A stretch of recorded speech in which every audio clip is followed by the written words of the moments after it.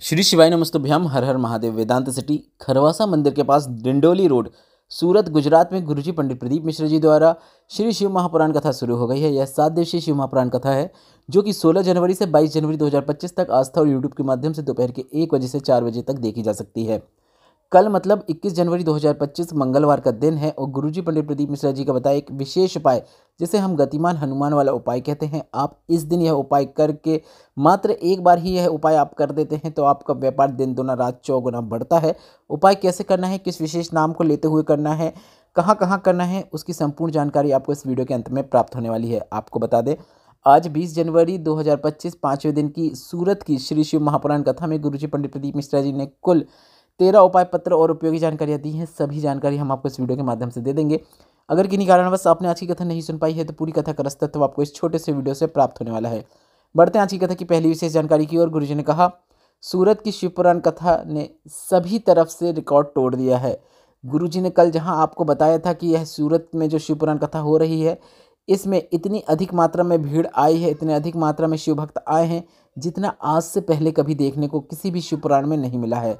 वहीं आज गुरुजी ने बताया कि सूरत की शिवपुराण कथा में इतने अधिक मात्रा में पत्र आए हैं जितना आज से पहले किसी भी शिवपुराण कथा में नहीं देखने को मिला है। बढ़ते हैं आज की कथा की दूसरी विशेष जानकारी की ओर। गुरुजी ने कहा, हम अपनी इंद्रियों को कितना बस में कर सकते हैं वह हमें शिव महापुराण की कथा सिखाती है। सारी इंद्रियों में सबसे ज़्यादा प्रबल जो है वह नयन और हमारा मन है।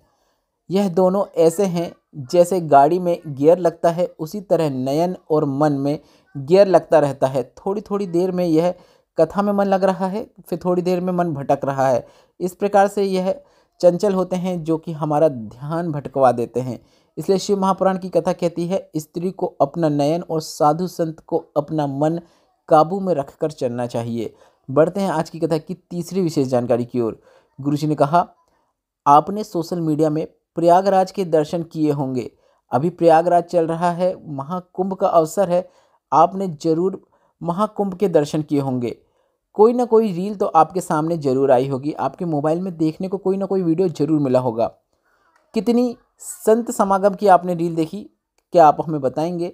कितनी रील आपने राष्ट्र को जगाने वाली देखी, संत के सत्संग की देखी? कितनी रील आपने ऐसी देखी, आप बता सकते हैं? एक भी नहीं देखी होगी, क्योंकि वहाँ पर जो दिखाया जा रहा है, एक सुंदरी आई है उसकी रील देखने को मिल रही है, एक वो इंजीनियर आकर बैठ गया है जिसकी रील देखने को मिल रही है, एक वो माला बेचने वाली आई है जिसकी रील आपको देखने को मिल रही है। यही 2-3 लोगों की रील आपको बार बार देखने को मिल रही है, जो कि बहुत गलत है। ऐसा प्रस्तुत नहीं करना चाहिए। वहाँ पर इतने अधिक मात्रा में साधु संत आए हैं जो सनातन धर्म का, सनातन का रास्ता प्रबल करने का आपको पाठ पढ़ा रहे हैं, सत्संग कर रहे हैं, वह हमें दिखाना चाहिए। पर वे लोग यह सब नहीं दिखा रहे हैं क्योंकि आपके मन में और नयन में आपका स्वयं का कंट्रोल नहीं है। बढ़ते हैं आज की कथा की चौथी विशेष जानकारी की ओर। ज्योति जी पत्र लिख रहा है जिसमें उन्होंने लिखा, मेरे बेटे को बहुत तेज बुखार आया, डॉक्टर को दिखाया तो डॉक्टर ने बताया कि दोनों किडनियां और लीवर ने कार्य करना बंद कर दिया है।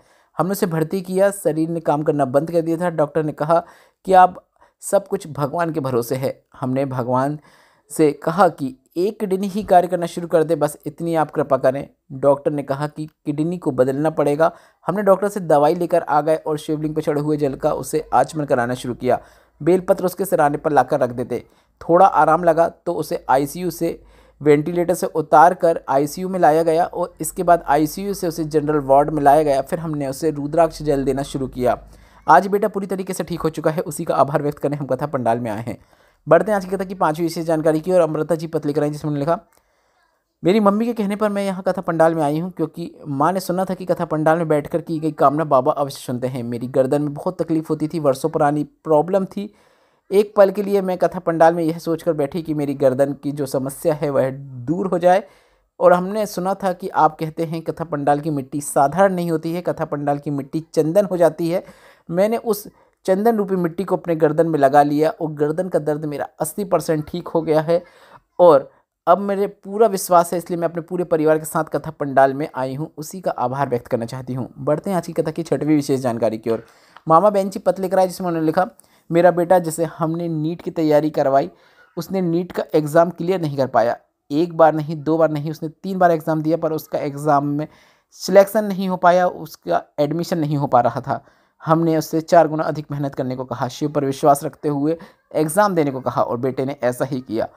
उसका आज गवर्नमेंट कॉलेज में एमबीबीएस के रूप में एडमिशन हो गया है। उसी का आभार व्यक्त करें हम कथा पंडाल में आए हैं। बढ़ते हैं आज की कथा की 7वीं विशेष जानकारी की ओर। मंगल जी पत्र लेकर आए, जिसमें उन्होंने लिखा, मैंने जांच कराई, रिपोर्ट से मुझे पता चला कि मुझे चेस्ट में कैंसर की गांठ हो गई है। डॉक्टर ने ऑपरेशन की बोल दिया था। हमने डॉक्टर से गांठ को समाप्त करने की दवाई लेकर आ गए, शिव भक्ति करना शुरू किया और बाबा की कृपा से गांठ गल गई है। मैं पूरी तरीके से स्वस्थ हो गई हूँ। उसी का आभार व्यक्त करने में कथा पंडाल में आई हूँ। बढ़ते हैं आज की कथा की 8वीं विशेष जानकारी की ओर। पुष्पा जी पत्र लेकर आई, जिसमें उन्होंने लिखा, मेरी शादी के 6 साल हो गए थे पर संतान सुख नहीं था। सास के कहने पर मैंने पशुपतिनाथ व्रत किया। एक बार नहीं 3 बार पशुपतिनाथ व्रत किया, साथ ही सफ़ेद आंकड़े की जड़ का प्रयोग भी किया। इसके बाद मेरा गर्भ ठहर गया। जांच हुई तो पता चला कि गर्भ में 1 नहीं 2 बच्चे हैं। इसके बाद मैंने 2 बच्चों को जन्म दिया है, एक बेटी है एक बेटा है। उसी का आभार व्यक्त करने हम कथा पंडाल में आए हैं। बढ़ते हैं आज की कथा की 9वीं विशेष जानकारी की ओर। गुरुजी ने कहा, पहले कहीं हमने आपको बताया था, आज फिर कहना चाहेंगे, जिसके घर में बेलपत्र का वृक्ष होता है उसके घर में सारे तीर्थ विराजमान होते हैं। जिसने अपने जीवन में एक बेलपत्र का वृक्ष कहीं पर भी लगाया है, उसे 1000 अश्वमेध यज्ञ का जो फल होता है वह प्राप्त हो जाता है। बढ़ते हैं आज की कथा की 10वीं विशेष जानकारी की ओर। गुरुजी ने कहा, विधाता का काम है भाग्य लिखना और देवाधिदेव महादेव का कार्य है भाग्य में लिखे को पलट देना। बढ़ते हैं आज की कथा की 11वीं विशेष जानकारी की ओर। सुभाष जी पत्र लिख रहा है, जिसमें उन्होंने लिखा, मेरे बेटे को बचपन से ही हार्ट में छेद था। डॉक्टर को दिखाया तो डॉक्टर ने कहा कि जब यह बड़ा होगा तब उसका हार्ट का छेद ठीक हो जाएगा, बच्चा ठीक हो जाएगा। पर 11 साल के होने के बाद भी उसके हार्ट का छेद नहीं भरा। इसके बाद डॉक्टर को दिखाया तो डॉक्टर ने कहा कि 15 साल की उम्र में हार्ट का छेद भर जाएगा। इसके बाद 15 साल की उम्र में भी हमने जाँच कराई तो छेद नहीं भरा। इसके बाद हमने सीहोर कुबरेश्वर धाम के रुद्राक्ष को लाकर उसका जल उसको आचमन कराना शुरू किया और अगले ही साल हमने जाँच कराई तो उसका हार्ट का छेद भर चुका था। उसी का आभार व्यक्त करने हम कथा पंडाल में आए हैं। बढ़ते हैं आज की कथा की 12वीं विशेष जानकारी की ओर। 21 जनवरी 2025 मतलब कल मंगलवार का दिन है और इस दिन आप व्यापार वृद्धि का एक विशेष उपाय कर सकते हैं, जिसे गुरुजी ने अपने पिछले वर्षों की शिव पुराण कथा में बताया था। इस उपाय को करने से आपका व्यापार दिन दुना रात चौगुना बढ़ता ही चला जाता है और यह उपाय आपको बार बार करने की आवश्यकता नहीं है। सिर्फ एक बार ही आप यह उपाय कर देंगे तो आपको इसमें पूर्ण फल की प्राप्ति होती है। गुरुजी ने बताया था कि हनुमान जी के 6 भाई हैं। सबसे पहला नंबर हनुमान जी का है, दूसरे नंबर पे गतिमान आते हैं और यह उपाय आपको गतिमान का नाम लेते हुए ही करना है। आपको इस मंगलवार के दिन मतलब 21 जनवरी के दिन हनुमान जी के मंदिर में जाना है और हनुमान जी के उल्टे पांव का सिंदूर प्राप्त कर लेना है। स्वयं प्राप्त कर सकते हैं तो किसी कागज़ में प्राप्त कर लीजिए या फिर आप पंडित जी से बोलकर भी कागज़ में प्राप्त कर सकते हैं।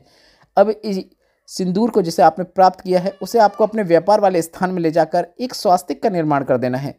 स्वास्तिक बनाते समय आपको गतिमान हनुमान का नाम लेना है। इस प्रकार से आप गतिमान हनुमान इस प्रकार से नाम लेते हुए आप स्वास्तिक बनाएं।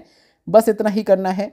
आप चाहो तो अपने मुख्य द्वार जो दुकान का होता है उस वहाँ पर भी बना सकते हैं या फिर आप मंदिर है या फिर आप जहाँ पर भी व्यापार वाले स्थान पर पूजा करते हैं वहाँ पर भी स्वास्तिक का निर्माण कर सकते हैं।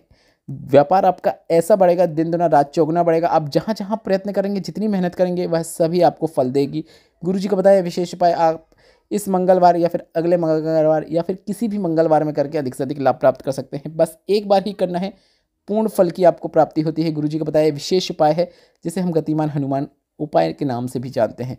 बढ़ते हैं आज की कथा की 13वीं और अंतिम जानकारी की ओर। गुरुजी पंडित प्रदीप मिश्रा जी की आगामी शिव पुराण कथा साकरी महाराष्ट्र में होगी, जो कि 24 से 30 जनवरी 2025 तक फौजी पेट्रोल पंप के सामने नेशनल हाईवे 6 में होगी। कथा का समय 1 बजे से 4 बजे तक रहना है। इसके बाद अगली शिव पुराण कथा 1 से 7 फरवरी 2025 तक कूपुर काकेर छत्तीसगढ़ में होगी। उसके बाद अगली शिव पुराण कथा 10 से 16 फरवरी 2025 तक प्रयागराज सेक्टर नंबर 21 पीपापुल 1 सतुआ शिविर में होगी। त्रिवेणी शिव पुराण कथा इस कथा का नाम रहेगा। इसके बाद 17 से 23 फरवरी 2025 तक तारा बाबा की कुटिया सिरसा हरियाणा में शिव पुराण कथा होगी। उसके बाद 25 फरवरी से 3 मार्च 2025 तक रुद्राक्ष महोत्सव होगा, सीहोर कुबरेश्वर धाम में होगा। शिव पुराण कथा का भी आयोजन होगा। इस वीडियो में बताई गई जानकारी से संबंधित कोई प्रश्न है तो वे आप कमेंट बॉक्स से पूछ सकते हैं। मेरे द्वारा दी गई जानकारी अगर आपको थोड़ी सी भी उपयोगी लगी हो तो इस वीडियो को लाइक करके कमेंट बॉक्स में श्री शिवाय नमस्तुभ्यम या फिर हर हर महादेव अवश्य टाइप कीजिएगा। श्री शिवाय नमस्तुभ्यम, हर हर महादेव।